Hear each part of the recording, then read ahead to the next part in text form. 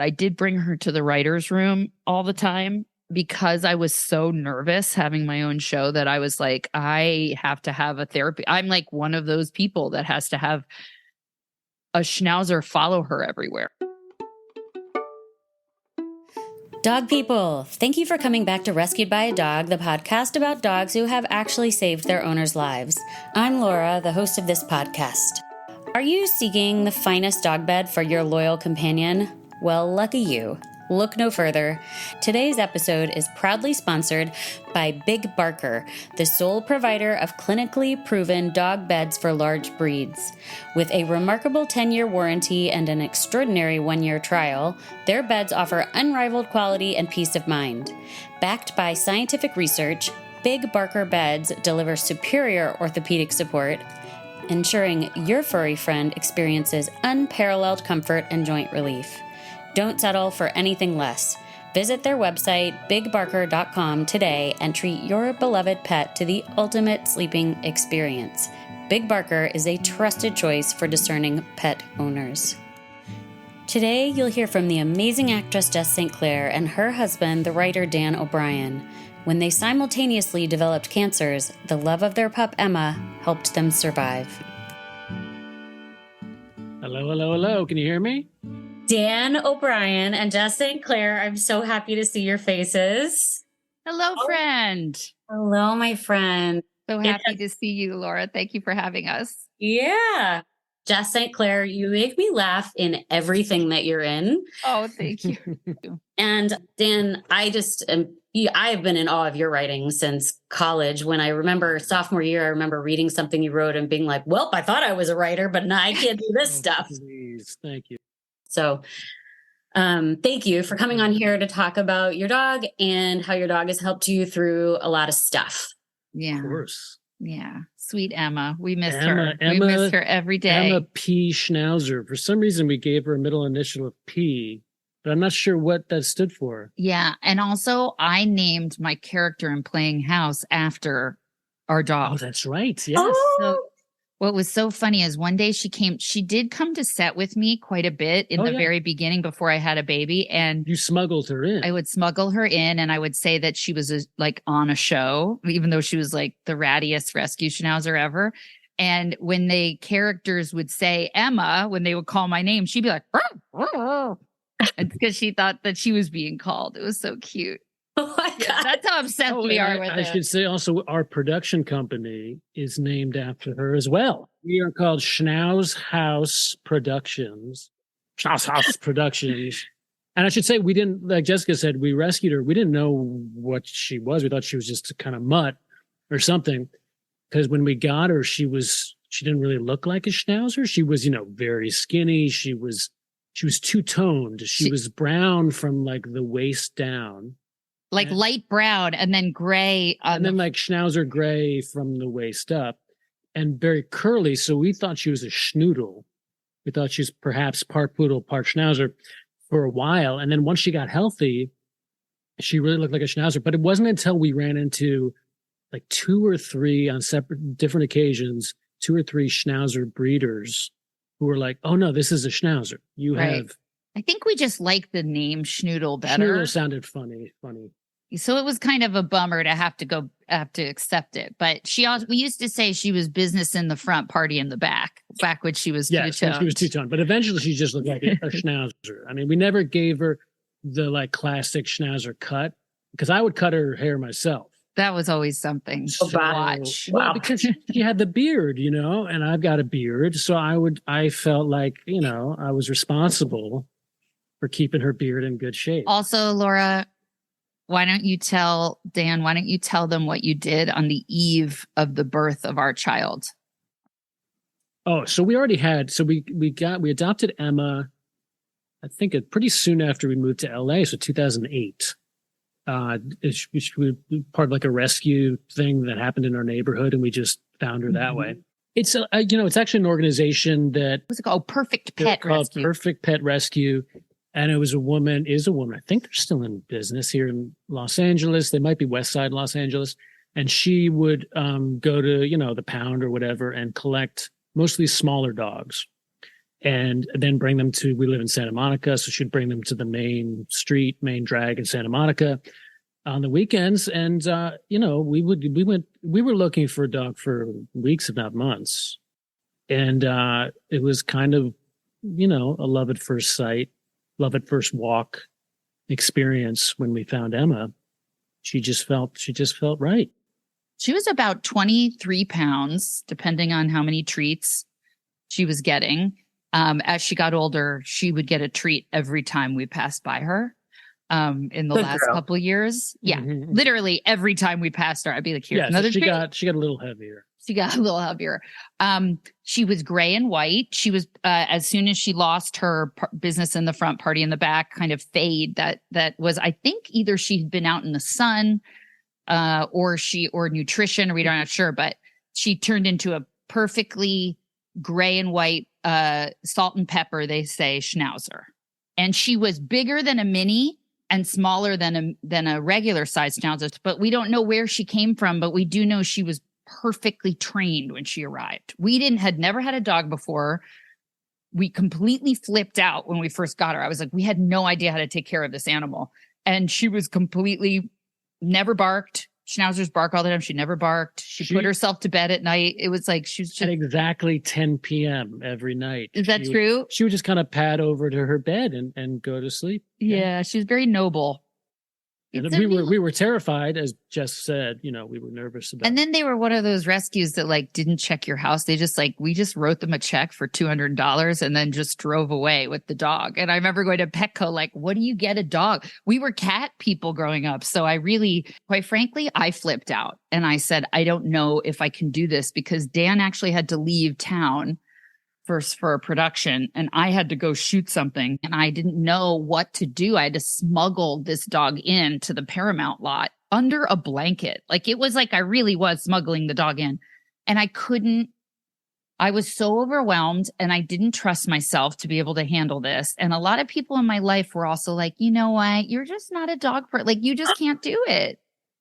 And I was like, that's all I had to hear to be like, I'm not going to name names, but I was like, no, I'm going to do this. But I do remember the moment that I was she wasn't eating, and I was staying up all night when she was barking and all this. And I thought, forget it. I'm just going to bring her back to the rescue and say, I can't handle this.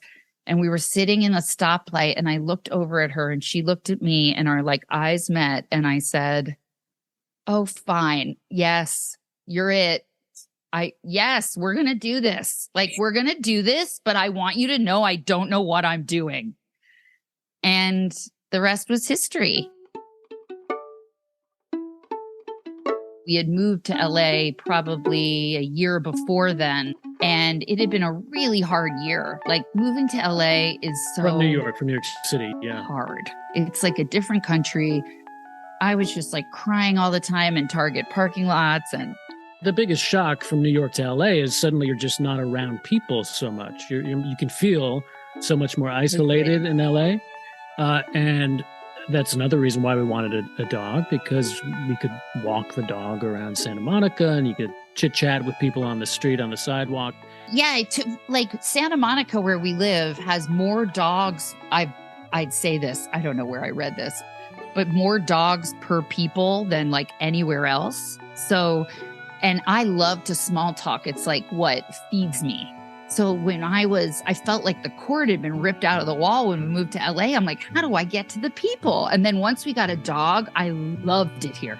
Because now I can meet the neighbors and we just recently were at the birthday party of a dog, down the street. People in California are obsessed with their dogs.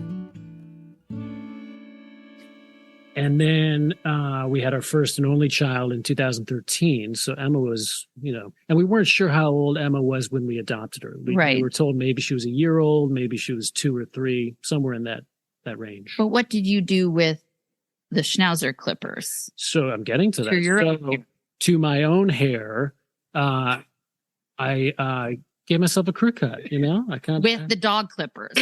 Yeah, they're good. They're expensive. They are expensive. But when I got a text, it was like, look, I gave myself a haircut and it looks so insane. And I was like, wait, you did what? Because men always do crazy things right before the baby's born. Like they either buy a pickup truck, a gigantic television, or they take the dog clippers to their own hair. Yeah, I thought it was a pretty mild pre-baby freak out to have. To cut. Did it look good? It didn't look crazy. It didn't look crazy. It was just like, a little uneven in the back. It was like I just had the guard on. It was probably a little spotty. 3/4 of an inch or something. Kind of like what we would take the schnauzer to get, take a little off the top. Yeah. So no, I would often use those clippers, and I would be the one to groom her. Dan was ready for a baby far before I was, and he would hold Emma like a baby at the table after dinner, just like rock her. So she was definitely a baby surrogate for a long time. Oh, for sure. Yeah. And she was very docile, and like sweet, and she would put up with me. I don't think she enjoyed being cradled like a baby. Nope.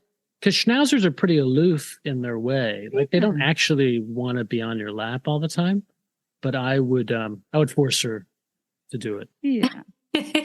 This is so cute. I did very clearly remember right away how comfortable she was just laying down, putting her head in Jessica's lap. But as a writer, I'm home a lot. So I'm like the perfect dog owner. Like you can't be a writer in California without a dog, maybe a writer anywhere. Like you need to have a dog because it gets you out of the house. They sit next to you while you write. They're homebodies like you are. So for me, it was just, right away, she just kind of clicked with me. You are like, I would walk her, 4 or 5 times a day. Anytime I got stuck when I was writing or felt fatigued or bored by what I was writing, I'd take her out for a walk. So, I always. You're like a human schnauzer. Dan is the epitome of the schnauzer breed. Well, no, I was embarrassed about that because I am, like when you pass people on the street and you're like, oh, that woman looked just like a Cavalier King Charles Spaniel.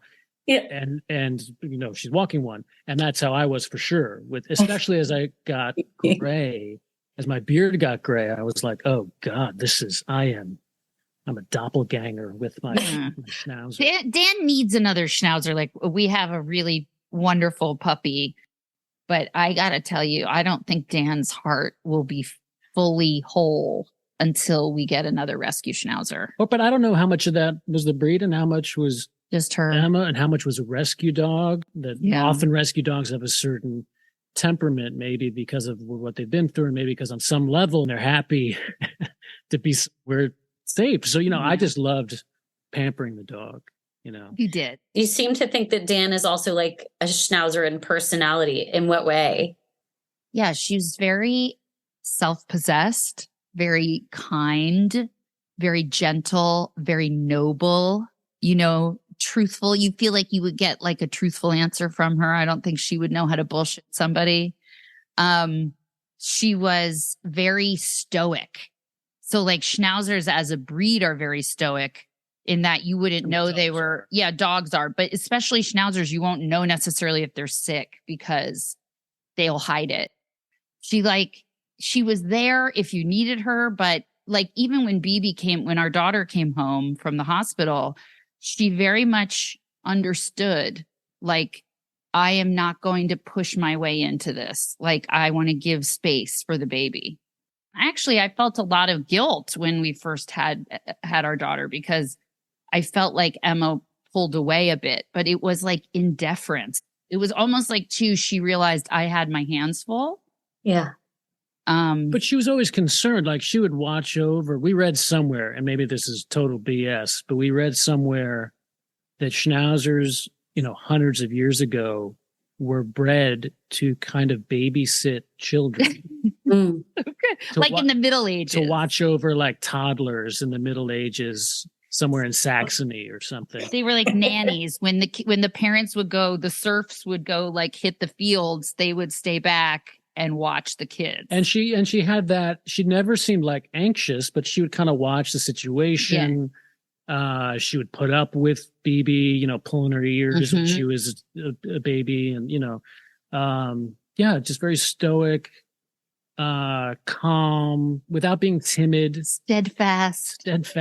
She was noble. The word we used all the time was noble pooch, which I think is from Twelfth Night. I think that's a line from Twelfth Night. No, it's a noble.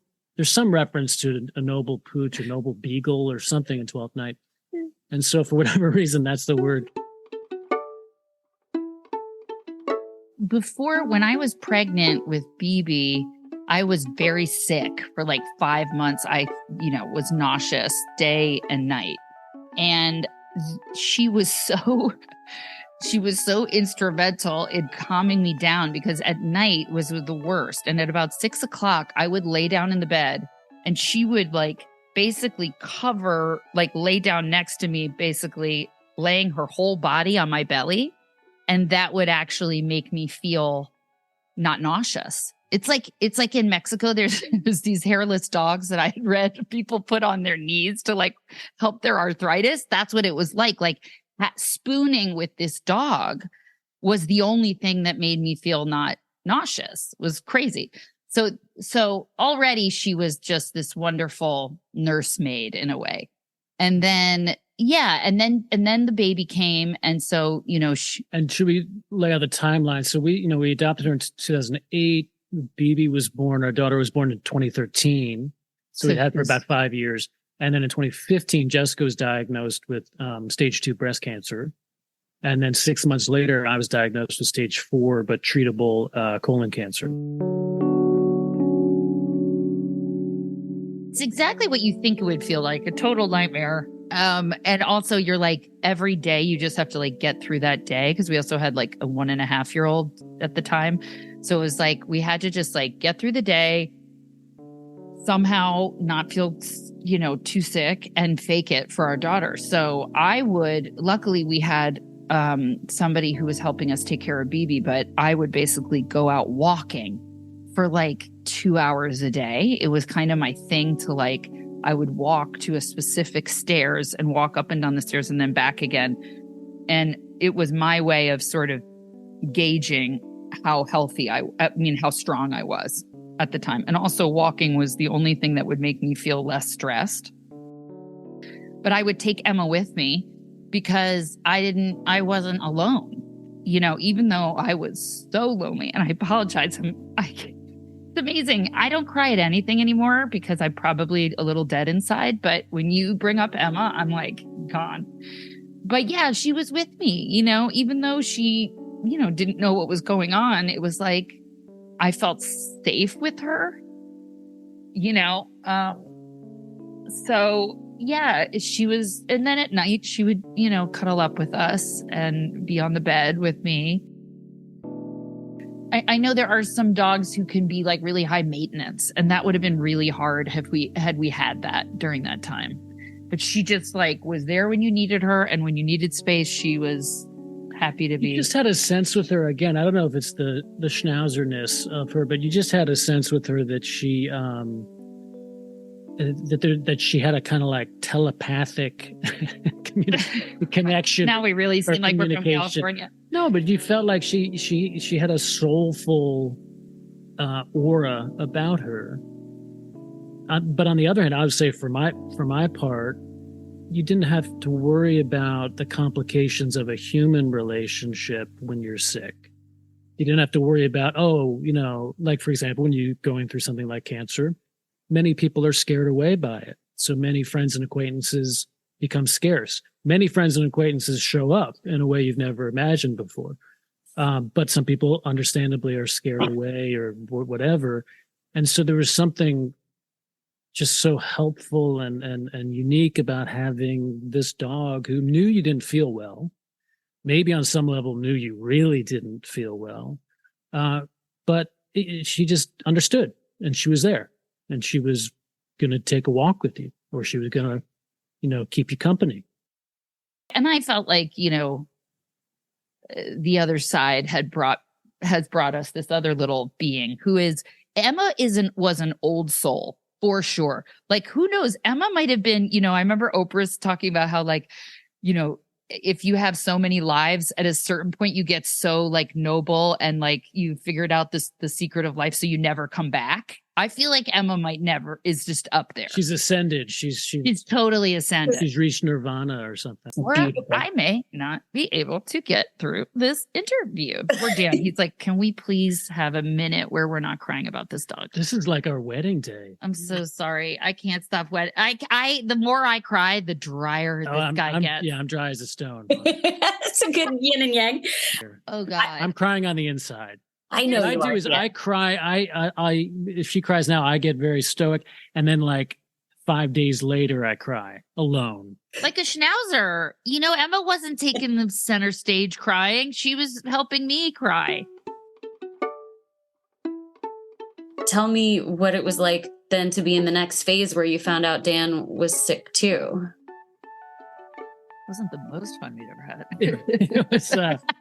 I mean, everyone always says unreal or surreal. I mean, I don't like surreal because it wasn't really dreamlike.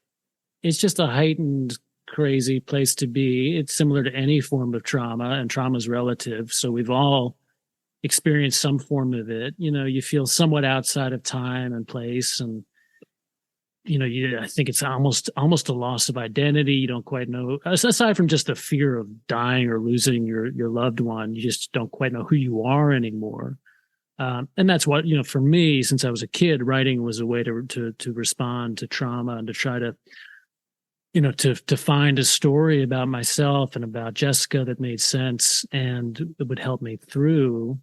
And, like I said, Emma was just always kind of my silent writing partner. She was just always there with me. When I was ill, when I was feeling ill, I didn't really cuddle with her. I don't know if this is like a guy thing or something. Like to be touched when you're feeling sick. No, Some people like my me. experience was much more of like I've got to dig a foxhole and weather the shelling. You know what I mean? I need to sort of get through this and keep myself together, keep myself alive. So stoic. So Emma for me was somebody who was in the room or was in the house, and she became somebody kind of like what Jessica was saying about the walks, who could lead me back out into the world, lead me outside. There's a poem in that collection that you read, Laura, about how, during the worst of chemo, I had about 9 months of chemotherapy. No, 6 months, but 9 months with surgery too. I would tell myself if I could just walk to about 4 blocks from where we live and home, if I could make that walk, then it was kind of magical thinking, then I would survive. That was the idea. And 4 blocks from 20th Street to 24th Street on certain days was huge. And Emma was the one who went with me, she would slow down for me. And, so she was more of kind of like just my partner in terms of getting out of bed, if that makes sense. She was the reason. She's a good reason too, to get out. Yeah. And again, I'm the one, with both these dogs, I walk the dog because I'm home so much. Like, it felt there's something of the everydayness of her was huge, was important to me. Do you know what I mean? Was helpful to me. The fact that I was doing something mundane again by taking her for a walk.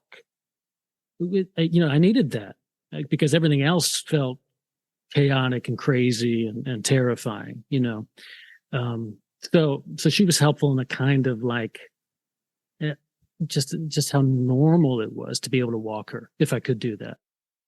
One thing that I think people won't know because they haven't been Facebook friends with Dan for a long time too, is that even during the cancer period, the pictures of Emma were nonstop. It was like all you would see. And so like, you see other people's dogs and you're like, that looks like the dog looked last week, but I still love seeing them. Listen, people have had to unfollow Dan or mute him and he understands. No, I accept that. I mean, it's twofold. For years, I just took pictures of Emma. And then once I had a daughter, I was taking and still am posting a million pictures of her. And I accept that is too much for many people. But I love it. Expected, right? But the people who like it, then I feel like they get me because I don't have many hobbies. You know what I mean? It's like I like running, And I like taking pictures of taking pictures of my dog, taking pictures of my daughter. Sometimes I make it in. If I've brushed my hair, he's allowed to take my picture. If he's had hair and makeup first, then she makes it in when she's coaching your daughter's team. Yeah, that's because half of my face is hidden, and if it's a bad shot of my butt, it's not allowed. It's nixed. Oh, yeah. Nixed. Cut. When you finished, like you both realized you were going to come out of this, you were going to be okay. Was your bond with her different than it had been before your cancers? I mean, you really couldn't get closer to Emma than we were. So like, I wouldn't say that it deepened because just we were always so close.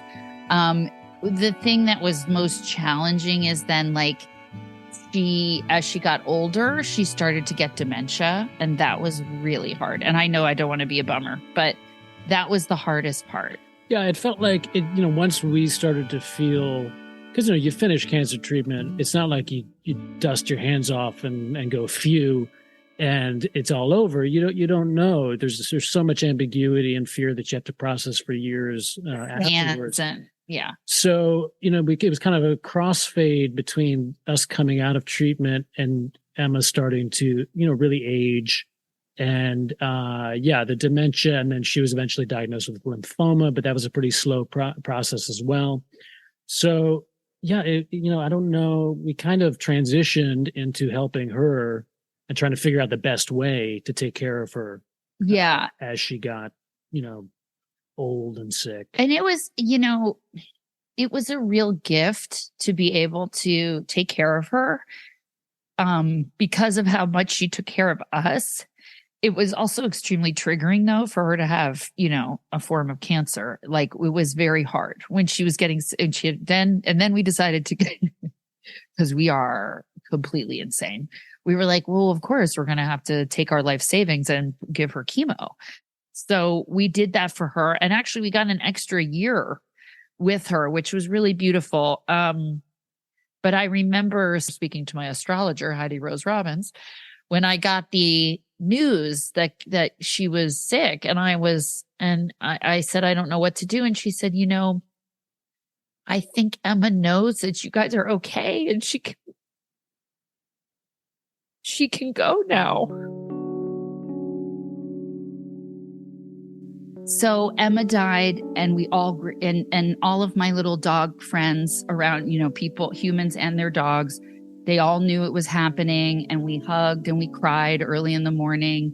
And then another one of the dogs, another schnauzer actually passed away, and I held her owner, and we cried.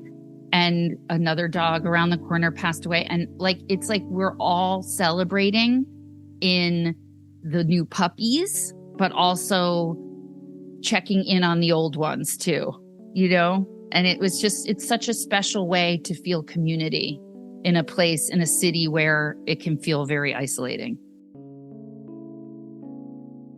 If Emma were here and she understood human English, what would you like to say to her?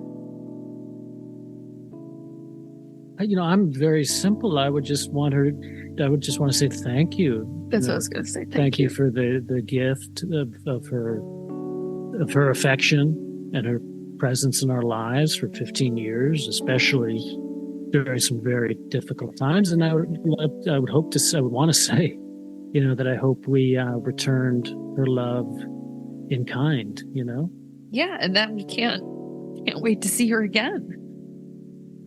Well, I can wait a little while. No, I know, but it will be nice to see her again. I know wherever she is, I hope wherever she is really wonderful. And I know she's also hopefully looking over us. I do think we all have that team of light and I think probably your pets are a part of that, at least just sending positive energy, One of the things I loved about her is that I did bring her to the writer's room all the time because I was so nervous having my own show that I was like, I have to have a therapy. I'm like one of those people that has to have a schnauzer follow her everywhere. And so I never had her on a leash. That's the other thing. It's like where's she come from? I don't know, but she would just follow me into meetings. And it would be like me and my schnauzer. The other thing that was wild she did was, so in the summers, the coyotes come down from the mountains, Santa Monica Mountains. And that's when you see a lot of like, cats have gone missing and all that. So I was walking Emma at like 10 p.m. and a coyote jumped out and tried to get her on her leash. And when I tell you, Emma went bananas on this coyote. Like, I mean, I was like, whoa, okay. Like, so we're talking about this docile schnauzer went crazy. And I'll never forget the look on that coyote's face. He was like, I gotta get out of here. And like, just like skittered down the street. Okay, so Dan's going to read this beautiful poem. Is this going to be too much of a downer? No, it's beautiful. When I posted this on Instagram, like, I got so many, like, thousands of DMs that just said, oh my God, why? I have to not go to work now. So enjoy this, okay? So yeah, this is from a book that's coming out in September called Survivor's Notebook. And it's all prose poems. So they're kind of more like little dramatic monologues or little stories than what many people would think of as like a poem, the conventional poem. And this is just called The Dog. We had a good run. We found her 14 years ago when she was 1 or 3. We heard both. We knew nothing of her existence before us, though she'd cock an ear apprehendingly at Spanish. We babied her because we lacked a baby then. I walked her everywhere, cut her hair. She licked herself while I wrote. Last summer, I noticed her slowing down, trembling, blind and deaf, or nearly lost. The diagnosis was lymphoma, which disturbed us. Is it the house? Why are we still living here? We opted for chemotherapy, which we could not afford really, because how could we not? She had warmed my wife's body in our bed after the mastectomies, the infusions, the radiation. She left me alone after my diagnosis during the dismal months of my purgation because she sensed my shame, or she was afraid. And here we are. I drove her to the vet and read and dozed and fretted in the parked car, then led her home, stunned and timid, like my wife after chemo, like me. Then she'd sleep all afternoon. I'd listen for her subtle breaths. She suffered a seizure one morning across the threshold of our front door. The stairs were often daunting, but I pushed her, pulled her, hoping to build her up, tapping at her heels. She had her days. Nights she paced and stared through the window at the yard and the apparition of a coyote that peed upon the slates where she had peed in sunlight. Or she studied herself, the reflection she didn't recognize. Or did she? Sometimes she looked as if she were waiting to greet another dog she could see unhurriedly approaching. With the winter, she declined, the orbital pacing around our island. Where was she? Who were we again? Our daughter cried, anticipating the mystery. My wife and I constantly cleaning up what the dog's body no longer retained, reminding me, unfortunately, of the leakage after my surgery, my body in spasm in bed spurting through sutured holes. Still I walked her, gently pushed and pulled and lifted her in my arms. My wife fed her chicken while the technician administered the drug. I smoothed her ears, a blur left free of her last exhalation. And that's the poem. Yep, that's really that's really beautiful. That's it. Thank you for sharing that. Oh God. Jessica cries, and I have to put it all into a prose poem. That's the way I do. That make other people cry. If you don't like dogs, I don't know what's wrong with you. Like, and I don't, quite frankly, need to know you because you might be a psychopath. Yeah. The cats are. Yeah, but most people like cats also like dogs. But like, if you're not an animal person, okay, something's wrong with you. They are like a healing poultice, to use a phrase from the olden days. They're like putting a healing pack on you. And like, I do believe that they heal you, that you heal faster with them. And that, like, the Long Island medium, now we really are going to sound LA, but the Long Island medium, Teresa Caputo, says that when you pass over to the other side, the first thing you see is your dog. They come, or your pet, they come running over this hill because they want to show you that you're safe here. I can't think of anything more beautiful. And also when I heard that, I was like, of course that's what happens. Of course they're waiting for you.